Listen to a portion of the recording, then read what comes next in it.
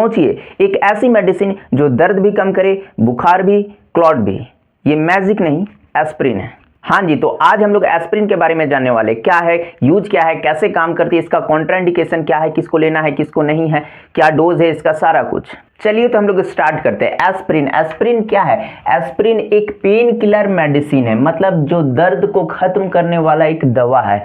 ये हमारा non steroidal anti inflammatory drugs class के अंदर आता है। ठीक, ये एस्प्रिन जो है हमारा, इसका दूसरा नाम जो है हम लोग बोल सकते हैं एसिटाइल सैलिसाइलिक एसिड भी होता है इसका। ठीक, ये जो एस्प्रिन हम लोग लेते हैं, इसका जो यूज क्या है वो देखते हैं। देखिए, हम लोग इसको पेन मतलब दर्द में लेंगे। किस चीज के दर्द में? जैसे सर दर्द, हेडेक में लेंगे, डेंटल पेन में मतलब मसूड़ा में दर्द, या फिर दांत दर्द में भी हम लोग इसको लेंगे। बॉडी का पेन, जब भी फीवर आता है तो बॉडी पेन होता है, या फिर हरासमेंट के वजह से भी जो बॉडी पेन होता है, उस केस में भी हम लोग एस्प्रिन को भी यूज कर सकते हैं।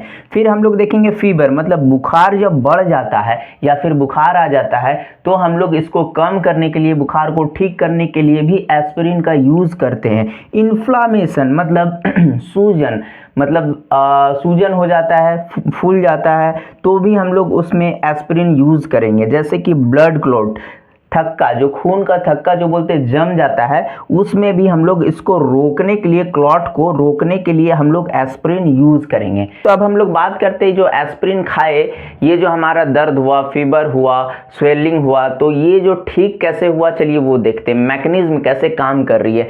चलिए देखते हैं, जैसे ही हमारा इंजरी होता है, चोट लगता है, इंजरी हुआ, तो हमारा जो सेल डैमेज होता है, उस डैमेज सेल के मेम्ब्रेन, जो सेल का परत होता है ऊपर का, मेम्ब्रेन से एक एसिड रिलीज होता है जिसको बोलते हैं आर्चिडोनिक एसिड। ठीक, ये एसिड जैसे रिलीज होता है तो क्या होता है, हमारे बॉडी में एक एंजाइम रहता है जिसको बोलते हैं कॉक्स एंजाइम, जिसका फुल फॉर्म होता है साइक्लोऑक्सीजिनेज एंजाइम। ये एंजाइम जो है हमारा एक्टिवेट होता है। एक्टिवेट जैसा ही होता है, ये जो एसिड रिलीज हुआ, इसका काम है पेन वाला एसिड को बनाना। ठीक, जो दर्द को बनाता है, ये जैसे ही रिलीज हुआ, ये एंजाइम एक्टिवेट हुआ, ये एंजाइम क्या करता है, इस एसिड को कन्वर्ट कर देता है। इस एसिड को कन्वर्ट करता है प्रोस्टाग्लैंडिन में। प्रोस्टाग्लैंडिन का काम क्या है, पेन को बढ़ाना, स्वेलिन को बढ़ाना, फीवर, बुखार को बढ़ाना। ठीक, ये जैसे ही एक्टिवेट हुआ, कन्वर्ट किया आर्चिडोनिक एसिड को प्रोस्टाग्लैंडिन, और प्रोस्टाग्लैंडिन का काम तो देख लिए क्या क्या बढ़ा रहा है। अब क्या करता है, फीवर भी आ गया पूरा,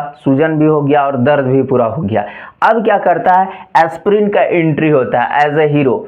अब एस्प्रिन जैसे ही इंटर किया, हीरो तो आ गया, अब एक्शन दिखाएगा हीरो। एक्शन क्या करता है, एस्प्रिन क्या करता है, इस एंजाइम को ब्लॉक करता है। मतलब जो हमारा कॉक्स एंजाइम है, ये एंजाइम को ब्लॉक करता है, क्योंकि यही सारा खेल कर रहा था, यही इस एसिड को कन्वर्ट कर रहा था प्रोस्टाग्लैंडिन में, जिसका काम था पेन, स्वेलिंग, फीवर को बढ़ाना।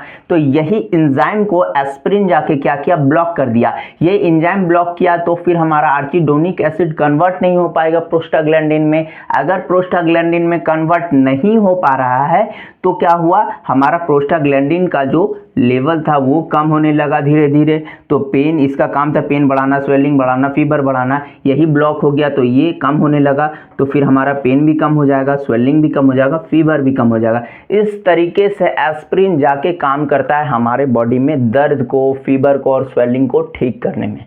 ये था हमारा केस 1। केस 2 में क्या होता है कि एस्प्रिन जो है हमारा, ये हमारा ब्लड थिनिंग में भी काम आता है। हम लोग तो देख लिए पेन वाला में कि कैसे काम किया, लेकिन ब्लड को बोलते हैं ना, खून गाढ़ा हो गया तो खून पतला कैसे किया जाता है वो देखते हैं। अब हम लोग केस 2 में देखते हैं क्या होता है ब्लड थिनिंग मैकेनिज्म का। ठीक, जैसे ही हमारा इंजरी होता है तो प्लेटलेट एक्टिवेट होता है, और प्लेटलेट के अंदर हमारा रहता है कॉक्स-1 एंजाइम। ठीक, ये एक्टिवेट हुआ तो हमारा कॉक्स-1 एंजाइम भी एक्टिवेट हो जाता है। ये जैसे एक्टिवेट होता है, इंजरी होने से हमारा आर्चिडोनिक एसिड बना था, यहाँ भी बना है। ठीक, ये फिर क्या करता है, ये एंजाइम आर्चिडोनिक एसिड को कन्वर्ट करता है PgH2 मतलब प्रोस्टाग्लैंडिन H2 में। फिर Pg से बनता है हमारा थ्रोम्बोक्सेन A2, जिसको हम लोग TXA2 भी बोल रहे हैं। ठीक, अब क्या करता है, ये जो हमारा PgH2 इंटरमीडिएट प्रोडक्ट बना और फाइनल प्रोडक्ट बना हमारा थ्रोम्बोक्सेन A2 बनता है। ठीक, यही जो हमारा क्लॉट करवाता है। ठीक, जैसे ही TXA2 बना मतलब थ्रोम्बोक्सेन A2 बना, प्लेटलेट एग्रीगेशन होगा, प्लेटलेट चिपकना स्टार्ट होगा,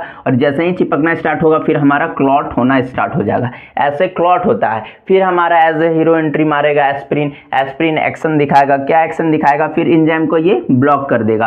और एंजाइम को ब्लॉक करेगा तो क्या होगा, जैसे कि ये एंजाइम ब्लॉक किया, यही हमारा आर्चिडोनिक एसिड से PgH2 इंटरमीडिएट प्रोडक्ट बना रहा था, फिर PgH2 से फाइनल प्रोडक्ट बन रहा था हमारा थ्रोम्बोक्सेन A2 TXA2। ठीक, तो ये एंजाइम जैसे ब्लॉक हुआ तो हमारा PgH2 मतलब इंटरमीडिएट प्रोडक्ट जो है वो नहीं बन पा रहा है। जब इंटरमीडिएट प्रोडक्ट नहीं बनेगा तो फिर TXA2 थ्रोम्बोक्सेन A2 जो फाइनल प्रोडक्ट है ये भी नहीं बनेगा। तो ये दोनों नहीं बन रहा है तो फिर क्लॉट भी नहीं होने लगा। ऐसे ये एस्प्रिन जाके एंजाइम को रोक के क्लॉट होने से बचाता है। चलिए, तो अब हम लोग डोज की बात करते हैं। अगर एस्प्रिन हम लोग पेन या बुखार के लिए ले रहे हैं तो 300 से 600 mg हर 6 से 8 घंटा में ले सकते हैं। ये एडल्ट डोज की बात कर रहा हूँ मैं। और हार्ट पेशेंट जो रहता है उसके लिए 75 से 150 कभी कभी 300 mg भी दिया जाता है। हार्ट पेशेंट को डिपेंड करता है पेशेंट के ऊपर, और ये डोज डिसाइड करेंगे डॉक्टर। ठीक, फिर बात करते हैं साइड इफेक्ट। ये जो मेडिसिन ले रहे हैं, एस्प्रिन जो हम लोग ले रहे हैं, इसका भी कुछ साइड इफेक्ट होगा, बिल्कुल है। क्या है वो देखते हैं। जैसे कि एसिडिटी सबसे कॉमन, नोजिया, एसिडिटी या गैस बनना जो भी बोलिए वो सबसे कॉमन है। नोजिया ये भी कॉमन है। उसके बाद फिर बात करते हैं स्टमक इरिटेशन। ठीक, ये जो है हमारा कॉमन साइड इफेक्ट में आ जाएगा। फिर बात करते हैं स्टमक अल्सर और ब्लीडिंग, मतलब स्टमक में अल्सर हो सकता है या फिर ब्लीडिंग, खून या ब्लड आने का चांसेस है। ये हमारा जो आएगा सीरियस साइड इफेक्ट में आ जाएगा। फिर हम लोग बात करते हैं रिज सिंड्रोम, ये जो है हमारा बच्चा में होता है। या फिर एलर्जिक रिएक्शन, ये रेयर होता है। ठीक, ये जल्दी नहीं होगा, रेयर होगा। फिर बात करते हैं किसको ये एस्प्रिन मेडिसिन नहीं लेना चाहिए। देखिए, जिसका स्टमक में अल्सर है उसको नहीं लेना चाहिए, जिसका ब्लीडिंग डिसऑर्डर है, जिसका खून आ जाता है, चाहे किसी वजह से अगर खून आने का प्रॉब्लम है, समस्या, जैसे अभी गर्मी चल रहा है तो किसी का नाक से भी ब्लड आ जाता है, तो भी ये उस केस में भी नहीं लेना है हमारा एस्प्रिन को। ठीक, फिर बात करते हैं चिल्ड्रेन का, बच्चा में जब वायरल फीवर होता है तब भी हम लोग को एस्प्रिन को अवॉइड करना है।